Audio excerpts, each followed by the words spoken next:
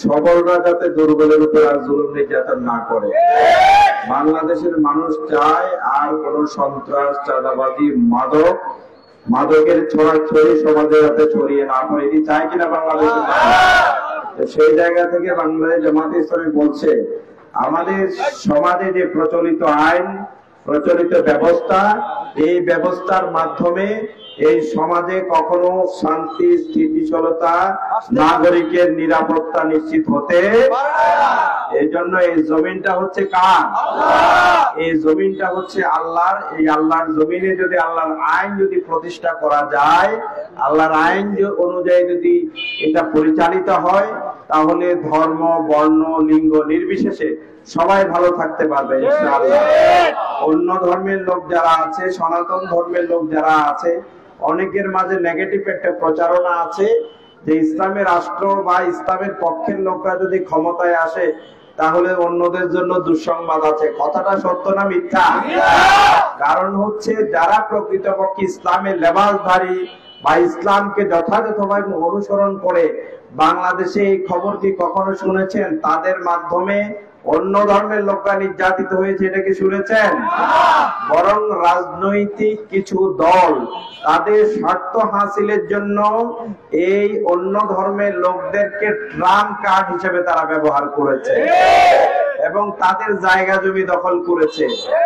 কোন হুজুরের ব্যাপারে, কোন জামাত নেতার ব্যাপারে, কোন অন্য দায়িত্বশীল ইসলামী দলের ব্যাপারে এটা কখনো অভিযোগ আসেনি যে তারা এই ধরনের দুষ্কর্মের সাথে জড়িত আছে বা হয়েছে। এ ধরনের কোন খবর আমরা দেখতে পাই না। কারণ হচ্ছে যেখানেই ইসলাম আছে, যেখানে দ্বীন আছে, সেখানে শান্তি আছে কিনা?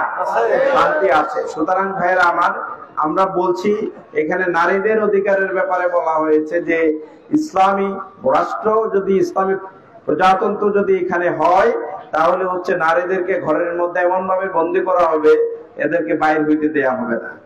অথচ মুহাম্মদ রাসূলুল্লাহ সাল্লাল্লাহু আলাইহি ওয়াসাল্লামের সময় নারীদেরকে যে মর্যাদা দেয়া হয়েছে, এই মর্যাদা পৃথিবীর কেউ এই পর্যন্ত দিতে পেরেছে?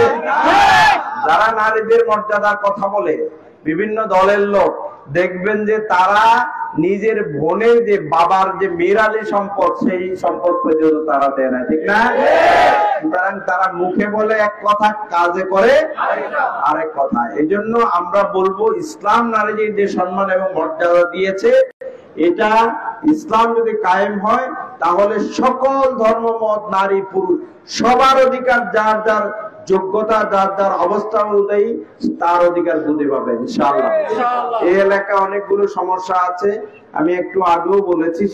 সেটা হচ্ছে পুরো ফতুল্লা অঞ্চল জুড়ে সবচেয়ে বড় আমাদের জন্য চ্যালেঞ্জ হচ্ছে জলাবদ্ধতার সমস্যা। কি বলে?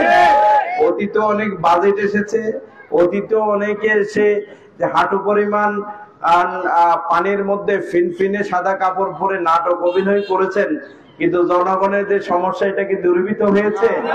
এখন জনগণ আর চায় না যে কোন নেতা এসে পানিতে দাঁড়িয়ে, পানিতে হেঁটে, নৌকায় চড়ে কেউ অভিনয় করুক। এটাকে মানুষ চায়? মানুষ দেখতে চায় কাজ। এই কাজের জন্য আমরা মনে করি কোন নেতার যদি পেরেশানি থাকে, লেগে থাকা থাকে, প্রপার পরিকল্পনা থাকে এবং তিনটি কাজ করলে পরে তার এই জলাবদ্ধতা সমস্যার সমাধান হবে। আমাদের আশেপাশে ছোট বড় যে খালগুলো রয়েছে, নর্দমা যেগুলো রয়েছে বড় বড়, এইগুলো যদি গভীর ভাবে যদি আমরা খনন করে ব্যবস্থাপনাটা ভালোভাবে করতে পারি, এরপরে হচ্ছে যতগুলো রাস্তা আছে, রাস্তার ড্রেনেজ গুলো ঠিকঠাক ভাবে করে এগুলো পরিষ্কার রাখা যায়। 3 নাম্বার হচ্ছে যে ময়লা যেগুলো সুনির্দিষ্ট ভাবে কোনো জায়গায় ডাম্পিং করার জোন যদি আমরা করতে পারি, এগুলো রেগুলার কালেকশন করা, এবং পাশাপাশি আমাদের মধ্যে যদি একটা জনসচেতনতা তৈরি হয়, আমার বাড়ি, আমার দোকান, আমার ব্যবসা বাণিজ্য, এখানে আমার যত ময়লা ব্যবস্থাপনা প্রপার জায়গায় রাখার দায়িত্ব আমার, এভাবে যদি আমরা করতে পারি তাহলে এই ফতুল্লাকে জলাবদ্ধতা থেকে বাঁচানো যাবে কিনা ভাইরা?